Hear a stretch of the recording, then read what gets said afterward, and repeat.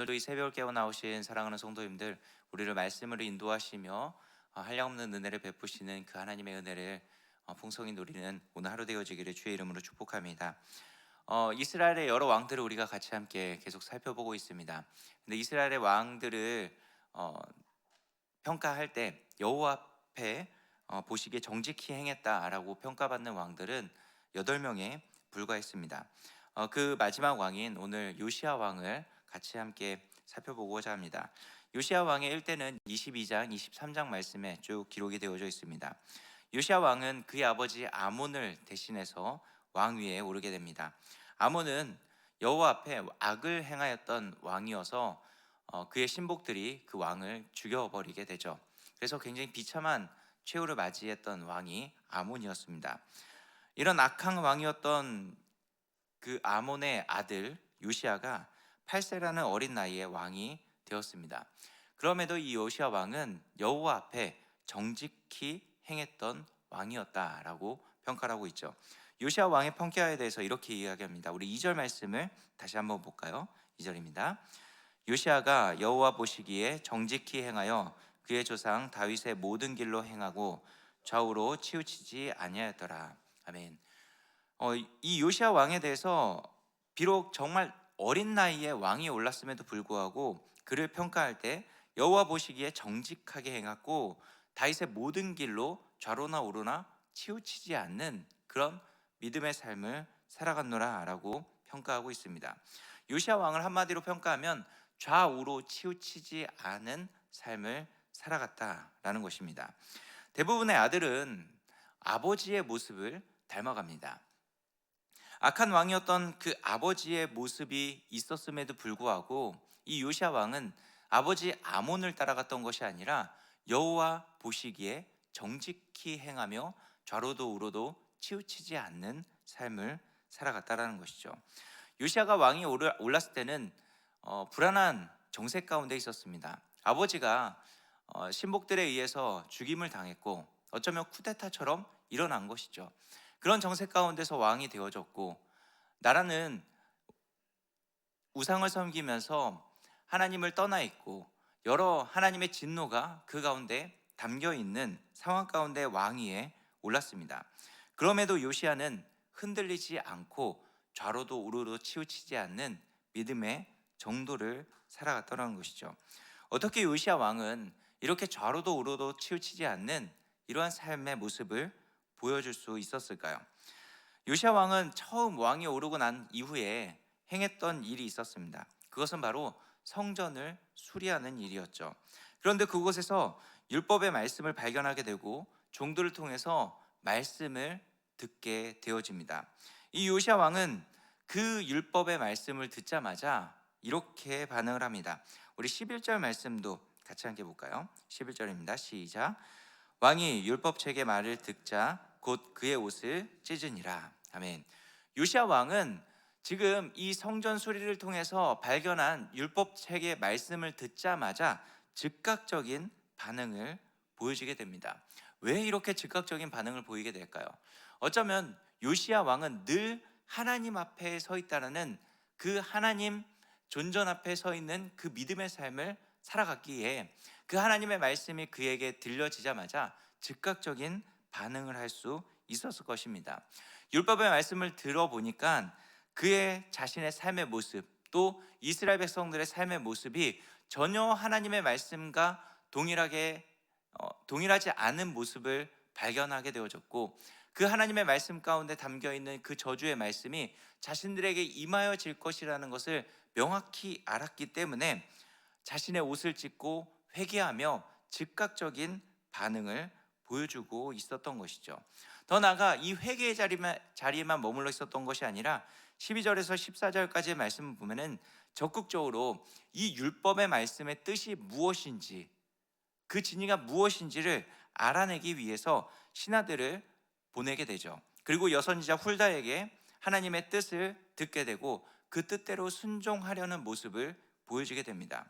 이렇게 성전 수리 가운데 발견된 말씀에 반응하고 그 말씀을 수호하고 순종해 가려고 했던 요시야의 모습이 어쩌면 그의 인생을 총망라해서 평가를 받을 때 좌로도 우로도 치우치지 않는 인생을 살아갔다라고 평가하게 되는 길이 되었던 것이죠. 왕이기에 여러분 얼마나 많은 유혹이 있었을까요? 그리고 지금까지 해왔던 왕의 관습입니다라고 종들이 신하들이 평가를 하고 이야기를 했다면, 그럼에도 요시야는 말씀 가운데 담겨 있던 뜻에 따라서 순종하기를 주저하지 않았던 것입니다. 말씀이 있다면 그는 즉각적으로 반응을 했고, 말씀이 있다면 그 말씀대로 살아가려고 노력했던 왕이 바로 요시야 왕이었던 것입니다. 여러분, 벽돌로 집을 지으려고 하면은 어떻게 쌓아야 잘 쌓아 나갈 수 있을까요? 많은 사람들은 벽돌 네모 반듯하니까 이렇게 하나씩 하나씩 그 벽돌에 각에 맞춰서 쌓아 나가다 보면은 잘 쌓을 수 있겠지, 그리고 눈대중으로 이렇게 잘 맞춰 보면은 잘 쌓을 수 있겠지 하면서 쌓아 나가기 시작합니다. 그러나 눈대중으로 아무리 잘 쌓아간다 할지라도 벽돌은 반드시 삐뚤삐뚤 잘 맞춰지지 않을 것입니다. 벽돌로 잘 쌓아진 집을 만들려면 반드시 기준선이 있어야 됩니다. 수평으로 또 수직으로 잘 맞춰진 기준선이 있을 때 벽돌은 올바로 쌓아져 나아갈 수 있게 되는 것이죠. 어쩌면 이것처럼 요시야 왕에게 있어서 말씀은 그의 삶의 기준선이 되어졌습니다. 그 기준선이 있었기 때문에 요시야 왕은 그의 왕의 평생 가운데, 이제 앞으로 살펴보겠지만, 종교 개혁도 잘 이루어졌고 또 나라도 온전히 통치해 나아갈 수 있는 그런 모습을 보여줄 수 있게 되는 것이죠. 흔들리지 않는 믿음, 그 믿음의 삶을 살아갈 수 있게 되는 것은 그에게 있어서 말씀의 기준선이 있었기 때문입니다. 이 말씀이 가라고 하는 대로 가고, 그 말씀이 가르치지 않는 곳에는 절대로 그의 걸음과 그의 마음을 주지 않았던 그 모습이 있었기에 좌로도 우로도 치우치지 않는 그런 삶의 모습을 보여줄 수 있었던 것이죠. 어쩌면 우리에게도 이 기준선이 온전히 세워져 있을 때 좌로도 우로도 치우치지 않는 이 믿음의 삶을 온전히 살아낼 수 있게 될 것입니다. 말씀의 기준선이 온전히 세워져 있다면은 우리가 흔들리고 또 우리의 마음과 또 우리의 정서와 세상의 가치관이 우리를 아무리 흔들고 우리를 이끌어 간다 할지라도, 그러나 그 기준선이 말씀의 기준선이 세워져 있기 때문에 우리는 그것들을 무력화시켜 나아갈 수 있게 되는 것입니다. 여러분, 우리 손에 말씀을 놓지 않는 그 믿음이 우리 가운데 있기를 주의 이름으로 축복합니다. 그 말씀을 읽고 묵상하고 암송하고 훈련을 받는 일들을 통하여서 우리는 말씀에 즉각적으로 반응할 수 있게 될 것이고 깨어 있을 수 있게 되는 것이죠. 말씀의 기준선이 늘 세워져 있는 그런 믿음의 삶을 살아갈 수 있게 될 것입니다. 이 말씀의 기준선이 있을 때 우리는 어떠한 유혹이 온다 할지라도 그 말씀대로 살아갈 수 있는 은혜를 누릴 수 있게 되는 것이죠. 이렇게 좌로도 우로도 치우치지 않는 요시야 왕은 그의 행실이 늘 지혜롭게 행하며 나아가는 모습을 볼 수 있습니다. 그가 왕이 되고 난 후에 성전 보수를 하게 되어지죠. 이 성전 보수를 하는 모습을 보면은 참 신기하게 일을 합니다. 3절에 보면은 서기관 사반을 불러서 성전을 관할하는 대제사장 힐기야에게 보내게 됩니다. 그리고 이 힐기야에게 이제 성전 수리를 해라라고 명령을 하죠. 그리고 이 힐기야는 그것을 모든 것을 감독하는 감독자에게 이 모든 것들을 명령합니다.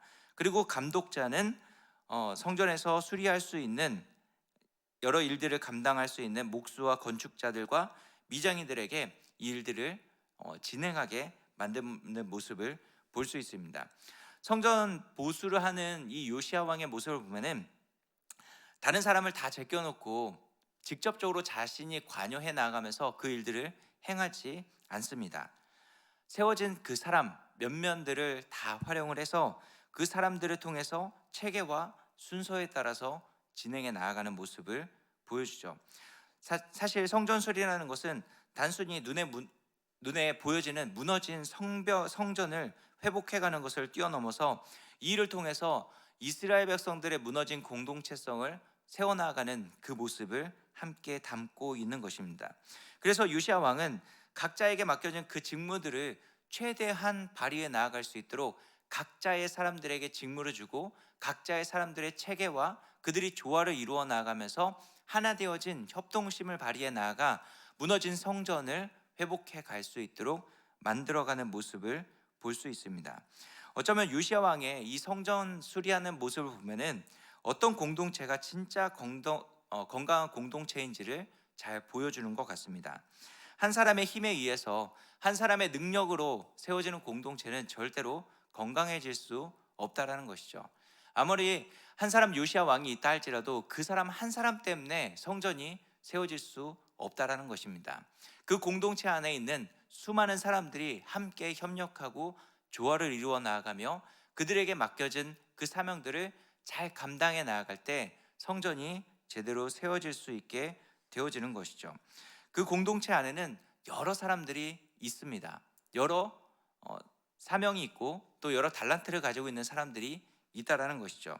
그 사람들끼리 자신의 그 달란트를 최대한 활용해 가면서 조화를 이루어가고 협력해 갈 때 건강한 공동체를 이루어갈 수 있다라는 것입니다. 그렇기 때문에 우리는 우리가 서 있는 그 자리에서 내 마음에 맞는 사람들끼리만 모여져서는 안 된다라는 것입니다. 이 공동체 안에는 수많은 사람들이 있습니다. 수많은 모습을 보여주고 있고 수많은 생각과 수많은 가치관을 가지고 있는 사람들이 모여져 있다는 것이죠. 그럼에도 하나님께서는 이 사람들을 한 공동체 안으로 불러주셨습니다. 그리고 요시야 왕은 단 한 사람도 제쳐두지 않고 그 모든 사람들이 이 성전 수리를 하는 데 있어서 조화를 이루어갈 수 있도록 만들어주고 있는 모습을 볼 수 있다는 것이죠. 그렇기 때문에 우리는 온전한 공동체를 세워나가기 위해서 끼리끼리 모여지고 또 편한 사람들끼리 손발이 맞는 사람들끼리만 함께 공동체를 세워나가려고 노력하는 것이 아니라 우리 공동체 안에 불러준 교회 안으로 불러준 모든 사람들과 함께 연합하고 조화를 이루어 나아가며 혹 마음이 맞지 않는다 할지라도 하나님의 그 은혜 안에서 그들을 품고 하나 되어지기를 힘써 나아가는 그런 모습이 우리 가운데 있을 수 있어야 되는 것입니다. 그러기 위해서는 요시야 왕이 7절 말씀에는 은을 회개하지 말라라고 이야기를 합니다. 그들이 진실하게 행하기 때문에 그들이 돈을 어떻게 쓰는지 또 성전 건축을 어떻게 회개해 나가는지 그들에게 관여하지 말라라고 이야기를 합니다. 어떻게 이렇게 이야기할 수 있었을까요? 그들에 대한 믿음이 있었기 때문에, 더 나아가 그 일을 맡은 자들이 신실하게 행할 것이라는 것을 믿고 있었을 뿐만 아니라 또 그 일을 행하는 사람들 또한 청지기로서 그 일들을 온전하게 감당하려고 노력했기 때문에 서로 믿음과 신뢰관계가 쌓여 있었기 때문에 이런 모습을 보여주고 있습니다. 우리는 예수 그리스도의 피값으로 주고 산 교회 공동체로 모여졌습니다. 하나님께서 우리 각자에게 주신 은사와 사명에 따라서 서로 조화를 이루고 협력해 가면서 공동체를 세워 나아가야 되는 것이죠. 더 나아가 우리 한 사람 한 사람이 청지기로서 서로에게 믿음과 신뢰를 줄 수 있는 사람으로 세워지기 위해서 우리는 노력해야 되는 것입니다. 다른 사람이 잘하고 있나 의심의 눈초리로 견제하기 이전에 내 자신이 하나님 앞에서 또 공동체 앞에서 내가 청지기로서 다른 사람에게 믿음을 줄 수 있는 사람인지 먼저 점검해 볼 수 있어야 되는 것이죠. 그렇게 내가 청지기로서 또 타인에게 믿음을 줄 수 있는 사람이라고 우리 자신을 계속해서 점검해 나아가다 보면은 내가 서 있는 그 자리는 믿음으로써 신뢰를 줄 수 있는 공동체가 되어질 수 있을 것이고, 더 나아가 오늘 요시야가 성전 수리를 해나가는 아름다운 공동체로 세워져 나아갔던 것처럼 그렇게 내가 서 있는 그 공동체가 하나님 보시기에 아름다운 공동체로 세워져 나아갈 수 있게 되어질 것입니다.